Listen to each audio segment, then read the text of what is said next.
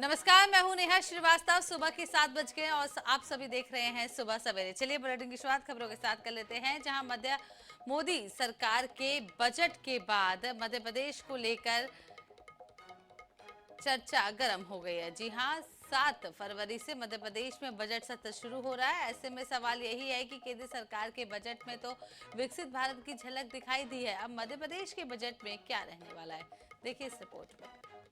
केंद्र के बजट में विकसित भारत की झलक। शिवराज की तरह लखपति बहना बनाने की भी घोषणा।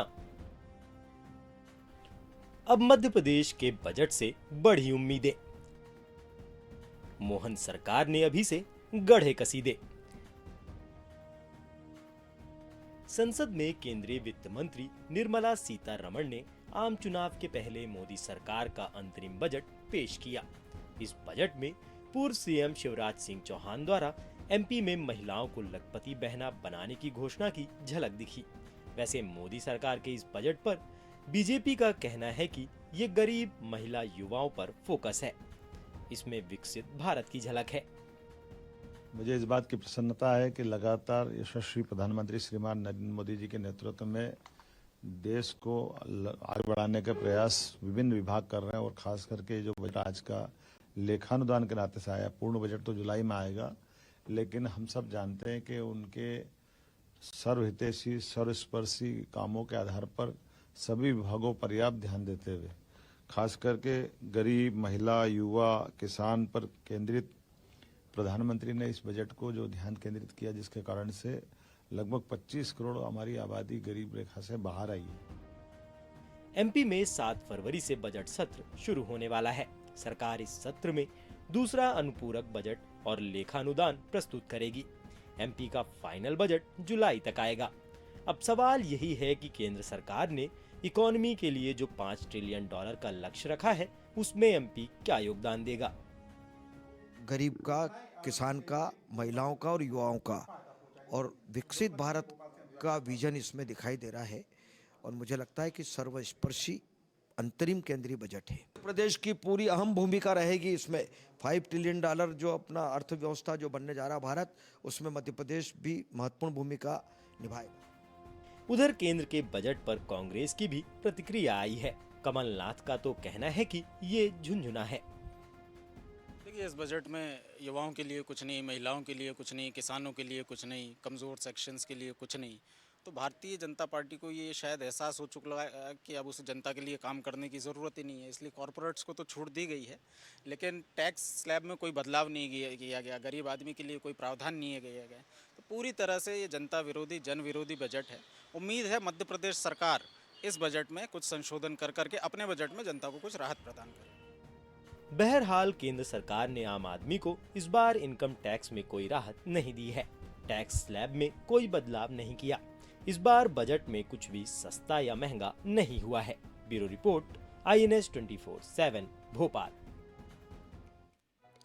वित्त मंत्री निर्मला सीतारमण ने गुरुवार को लोकसभा में अंतरिम बजट पेश किया। अंतरिम बजट पर इंदौर में कैबिनेट मंत्री कैलाश विजयवर्गीय ने कहा है कि प्रधानमंत्री मोदी का फोकस गरीब और अन्य लोगों पर है। जी हां, कल्याण, महिला सशक्तिकरण, युवा कल्याण और किसानों पर है।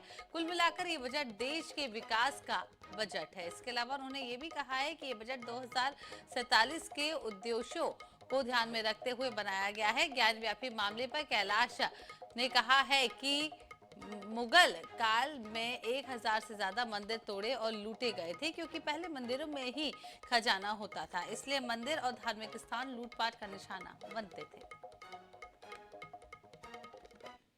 प्रधानमंत्री जी का फोकस है वो गरीब कल्याण पर है, महिला सशक्तिकरण पर है, युवा सशक्तिकरण पर है और किसान, ये 4 वर्ग को इस बजट ने एकदम प्रभावित किया है। चाहे किसानों की बात करें हम, चाहे युवाओं की बात करें हम, चाहे महिला सशक्तिकरण की बात करें हम, तो और गरीब कल्याण। तो कुल मिलाकर ये बजट देश के विकास का बजट है।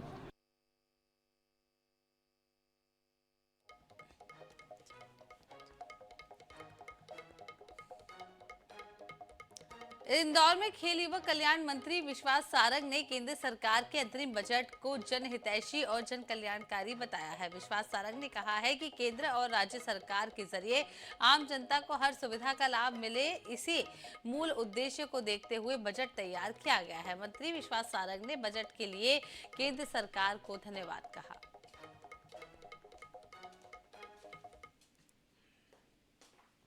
इस देश में नरेंद्र मोदी जी ने कल्याणकारी और विकासशील सरकार की परिभाषा को प्रतिपादित किया है। विकसित ये हिंदुस्तान बने, समृद्धशाली वैभवशाली हिंदुस्तान बने, इस देश में रहने वाला हर एक व्यक्ति सरकार के माध्यम से समाज की मुख्य धारा से जुड़े, इन सबको परिलक्षित करता हुआ ये बजट है। मैं बहुत स्वागत करता हूं। फैसला जरूरी, आहतों से दूरी। जी हाँ, मध्य प्रदेश की डॉक्टर मोहन यादव सरकार ने नए फैसले ले लिए हैं। अब मोहन सरकार आबकारी नीति को लेकर बड़ा फैसला लेने जा रही है। अटकलें लग रही है कि अगले कैबिनेट बैठक में प्रस्ताव आ सकता है। देखिए पूरी खबर। नई शराब दुकानें और अहातों पर लगाम, नई आबकारी नीति आने के कयास। एमपी बजट सत्र में क्या होगा पास? एमपी में नई आबकारी नीति लागू करने के तहत नई शराब की दुकानें और अहातों पर लगाम लगाया जा सकता है। माना जा रहा है कि 6 फरवरी को होने वाली कैबिनेट बैठक में ये प्रस्ताव आ सकता है। वैसे इस प्रस्ताव के तहत शराब की कीमतें बढ़ाने की भी चर्चा गर्म है। अगर ऐसा हुआ तो आबकारी विभाग कई साल बाद एक्साइज ड्यूटी बढ़ा सकता है। लाइसेंस फीस में 15% तक बढ़ोतरी की जा सकती है। भविष्य में शराबबंदी जैसी बातों को सोचा जा सके, उसको लेकर समाज में जागरूकता फैलाई जा सके और लगातार हम शराब के व्यवसाय को हतोत्साहित करने का काम कर रहे हैं। शराब की दुकानें कैसे कम हो, जहाँ भी शिकायतें आती है वहाँ पे तुरंत निर्णय लिया जाता है। तो भविष्य में भी इस बात का ध्यान रखा जाएगा कि मध्य प्रदेश में शराबखोरी पर कैसे अंकुश हो, शराब के व्यवसाय पर कैसे अंकुश हो, उसको लेकर सभी आवश्यक निर्णय लिए जाएंगे। वैसे तो ये जहर है, लेकिन फिर भी जनता पीती है, तो फिर भी इससे ये है कि प्रयास किया जाए कि इससे मौतें ना हो, क्योंकि देखा गया कि सरकार सिर्फ इसमें पैसा कमाना जानती है, टैक्स बढ़ाकर सिर्फ पैसा कमाना है, बाकी फिर भी जनता के हितों की कहीं उनके स्वास्थ्य के साथ सरकार निरंतर खिलवाड़ करती रही। आबकारी नीति जो भी आए वो जनता के हितों को ध्यान में रखकर, उनकी जान को, उनके परिवार की स्थिति को ध्यान में रखकर आए। वर्ष में आबकारी विभाग का राजस्व हासिल करने का टारगेट 13,500 करोड़ है। अभी तक करीब 10,000 करोड़ राजस्व आ चुका है। अब नई नीति के तहत टारगेट बढ़ सकता है, लेकिन सवाल ये भी है कि अगर नई शराब दुकान और अहातों पर लगाम लगेगी तो टारगेट हासिल कैसे होगा। सवाल ये भी कि क्या नई नीति शराबबंदी की मंशा को आगे बढ़ाने वाला होगा। Bureau report, INS 24/7 Bhopal. इधर मध्य प्रदेश में डॉक्टर मोहन यादव की बड़ी सरकार ने राहत दे दी है। ग्वालियर से अहमदाबाद का सफर अब आसान हो गया है। जी हां, लंबा सफर तय करने के बजाय अब केवल 1.5 घंटे में सफर तय हो सकेगा। ग्वालियर से अहमदाबाद के लिए प्राइवेट एयरलाइंस ने फ्लाइट शुरू कर दी है। देखिए पूरी खबर। सीएम मोहन यादव ने गुरुवार को मुरैना में जन आभार यात्रा की। यहां सीएम रोजगार दिवस समारोह में शामिल भी हुए। सीएम के मुरैना दौरे की सबसे खास बात ये रही कि उन्होंने यहां चंबल संभाग की समीक्षा बैठक की, जिसमें ग्वालियर से अहमदाबाद के लिए आकाशा एयरलाइन की फ्लाइट को हरी झंडी दिखाई। कार्यक्रम वर्चुअली था, जिसमें केंद्रीय मंत्री ज्योतिरादित्य सिंधिया भी शामिल हुए। अब ग्वालियर से अहमदाबाद का हवाई सफर 1.5 घंटे में पूरा कर सकेंगे। ग्वालियर से काफी संख्या में कपड़ा और डायमंड के व्यवसायी अहमदाबाद के लिए जाते हैं। अभी उनको ट्रेन से पहुंचने में एक लंबा सफर तय करना पड़ता है। तानसेन संगीत समारोह से लेकर कई अवसरों पर यहाँ जब हमको लगता है कि गुजरात में ये महत्व, ग्वालियर में महत्व बढ़ना चाहिए, तो ये सुविधाओं के साथ बड़े पैमाने पर अहमदाबाद में व्यापार की दृष्टि से भी अब यहाँ चंबल के बेल्ट के लोगों को आने जाने की सुविधा की जरूरत पड़ती है। बहुत बड़े पैमाने पर गुजरात का और मध्य प्रदेश का संबंध बनाने में ग्वालियर एक तरह से ये हमारा अपना एक मुख्य दरवाजे का रूप रखेगा और जिसके माध्यम से सबकी एंट्री होगी। उधर केंद्रीय मंत्री ज्योतिरादित्य सिंधिया इसे विकसित भारत की तस्वीर बता रहे हैं। सिंधिया ने ये भी कहा कि एमपी के मन में मोदी और मोदी जी के मन में एमपी है। एक नई उड़ान ग्वालियर और अहमदाबाद के बीच में, ये प्रधानमंत्री जी का गृह राज्य है और हम लोग बड़ा गर्व लेते हैं क्योंकि एमपी के मन में मोदी और मोदी जी के मन में एमपी, तो ये हम लोगों का भी अब नारा और हम लोगों की भी भावना है। तो ये उड़ान आकाशा एयर की प्रधानमंत्री जी के दोनों राज्यों को जोड़ रही है। आकाशा एयरलाइन की ये फ्लाइट दोपहर 12:45 में ग्वालियर एयरपोर्ट पहुंचेगी। ग्वालियर से अहमदाबाद के लिए दोपहर 1:20 में ग्वालियर एयरपोर्ट से उड़ान भरेगी और अहमदाबाद दोपहर 2:50 पर पहुंचेगी। Bureau report, INS 24/7 Bhopal. तो इसी बीच रुक कर लेते हैं बड़ी खबर का, जहां पूर्व सीएम शिवराज सिंह चौहान का दिल्ली दौरा आज और राष्ट्रीय अध्यक्ष जेपी नड्डा से की मुलाकात। दोनों नेताओं के बीच करीब 1.5 घंटे तक चर्चा। पूर्व सीएम के लोकसभा चुनाव लड़ने की अटकलें अभी भी हैं। तो पूर्व मुख्यमंत्री शिवराज सिंह चौहान का दिल्ली दौरा, और उन्होंने कल आपको बता दें कि जेपी नड्डा से मुलाकात भी की है। दोनों नेताओं के बीच करीब 1.5 घंटे तक मुलाकात चली और पूर्व मुख्यमंत्री के लोकसभा चुनाव लड़ने की अटकलें हैं। तो आपको बता दें कि पूर्व सीएम के लोकसभा चुनाव लड़ने की अटकलें भी हैं और पूर्व सीएम शिवराज सिंह चौहान का दिल्ली दौरा। बीजेपी के राष्ट्रीय अध्यक्ष जेपी नड्डा से उन्होंने मुलाकात की और आपको बता दें कि गुरुवार शाम को मुलाकात हुई है। दोनों नेताओं के बीच करीब 1.5 घंटे तक चर्चा चली और पूर्व सीएम के लोकसभा चुनाव लड़ने की अभी भी अटकलें बनी हुई है। तो इसी खबर पर ज्यादा जानकारी के लिए हमारे साथ जुड़ गए विशेष संवाददाता अनुराग मालवीय। अनुराग, पूर्व मुख्यमंत्री शिवराज सिंह चौहान दिल्ली में मौजूद हैं, क्या कुछ पूरी जानकारी? बिल्कुल, देखिए, अगर हम बात करें पूर्व मुख्यमंत्री की तो कल वो एक व्यक्तिगत कार्यक्रम में भाग लेने दिल्ली पहुंचे थे। इंदौर सांसद के घर का ये कार्यक्रम था, लेकिन उसके ठीक बाद चूंकि उन्हें राष्ट्रीय अध्यक्ष से मिलने का समय मिला था तो देर रात वो जेपी नड्डा के आवास पर पहुंचे। वहां काफी लंबी चर्चा दोनों के बीच हुई है। बताया जा रहा है कि ये चर्चा 1 घंटे से ज्यादा वक्त की रही, तो निश्चित रूप से इससे कई सारे राजनीतिक मायने जरूर निकल रहे हैं।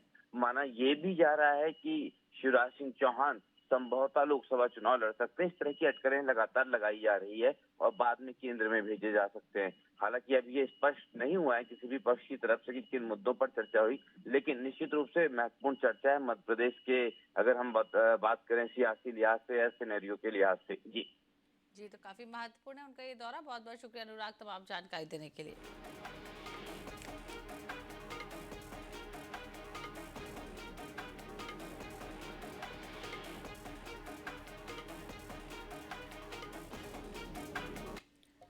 तो ग्वालियर में पूर्व मुख्यमंत्री शिवराज सिंह चौहान ने कहा है कि लोकसभा चुनाव में बीजेपी प्रदेश की सभी 29 सीटें जीतेगी। पूर्व मुख्यमंत्री ने यह भी कहा है कि भारतीय जनता पार्टी ने लोकसभा चुनाव की तैयारी शुरू कर दी है और 2014 में हम 29 में से 27 सीटें जीते थे, 19 में 28 सीटें जीते थे और अब 24 में 29 में से 29 सीटें भारतीय जनता पार्टी जीतेगी। इस तैयारी में हम लगे हुए हैं।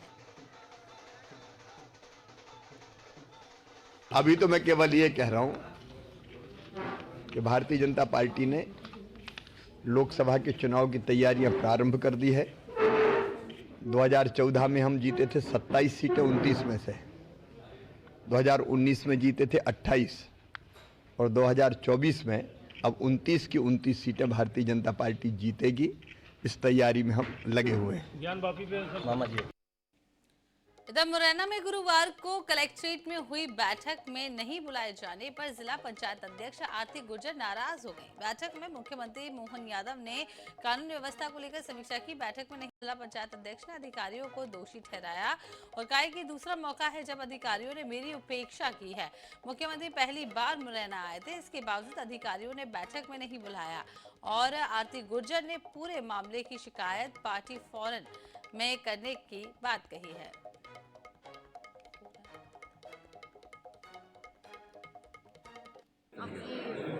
वही लोग जा रहे हैं, क्यों नहीं है मेरा नाम इसमें? पहली बार मुख्यमंत्री नए बने हैं तो उसके साथ मेरी मीटिंग होनी चाहिए कि नहीं? मेरा नाम उसमें आना चाहिए, ये गलत है। तो इससे पहले भी आपका नाम आता था क्या मीटिंग में?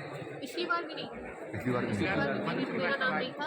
मनोज श्रीवास्तव जी आए थे, उसमें भी मेरा नाम नहीं था। सुनने में आया कि आपको रोका भी गया था अंदर जाने से। जाने से इधर एआई एयरपोर्ट सर्विसेज में नई भर्तियां की जा रही हैं और जिसका इंटरव्यू ग्वालियर की निजी होटल में चल रहा है। गुरुवार को इंटरव्यू के वक्त अलग अलग राज्यों से आए अभ्यर्थियों ने जमकर हंगामा कर दिया। अभ्यर्थियों का आरोप है कि दस्तावेज पूरे होने के बावजूद भी कुछ न कुछ कमियां निकालकर अभ्यर्थियों के आवेदनों को रिजेक्ट किया जा रहा है। एआई एयरपोर्ट सर्विसेज के अधिकारियों ने अपने लोगों को भर्ती में रखने के लिए कोड वर्ड का इस्तेमाल शुरू कर दिया है। बता दें कि इस इंटरव्यू की सूचना स्थानीय प्रशासन को नहीं थी। हैंडीमैन के लिए वैकेंसी निकाली थी, 21 वैकेंसी थी, तो इसमें सारे राज्यों के लोगों ने अप्लाई किया और एमपी, यूपी, राजस्थान, बिहार के लोग आए थे। 2 दिन के लिए उन्होंने रखा था, कल और आज के लिए। कल उन्होंने फिजिकल बेस के लिए 6 लोगों में से 3 सिलेक्शन लोग ले रहे थे। आज उन्होंने 6 में से 2 ही रख दिए। अब उन्होंने 12 बजे से फॉर्म लेना ही बंद कर दिया सर। कल जो डॉक्यूमेंटों में रिजेक्ट हो रहा था तो उनकी जो डीडी रह रही थी सामान्य वर्ग की, ओबीसी की, तो उसको जो बंदा था तो वो लगा करके दूसरा ईयर के नाम से था, एयर इंडिया के नाम से, तो उसको लगा करके ले रहे थे। आज उन्होंने बिल्कुल पूर्ण रूप से बंद कर दिया गया है। यहाँ रुकते एक छोटे से ब्रेक के लिए, चल लौटे।